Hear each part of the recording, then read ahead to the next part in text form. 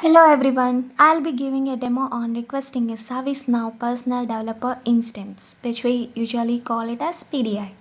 This PDI is essential for ServiceNow developers and administrators to learn and enhance their existing ServiceNow skills. Let's begin by launching ServiceNow developer page. URL is provided in the description below. If you don't have an account, click sign up and start building. Otherwise, click sign in.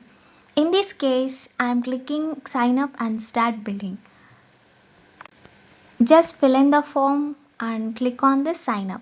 After signing up, a ServiceNow ID has been created for you with your given mail ID. An email will be sent to the email address provided during sign up to verify your ServiceNow account. In the email, click the verify email button. Wait for the ServiceNow developer page to load. Select the experience you need. I am selecting developer oriented IDE experience. This can be changed later. Accept the agreement and click on the finish setup. Then click on start building. In a few seconds your instance is prepared.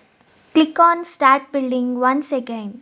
This will open the personal developer instance in a new tab. To manage your instance, switch back to the ServiceNow developer page and click on Avatar. To change the role, click on Change User Role.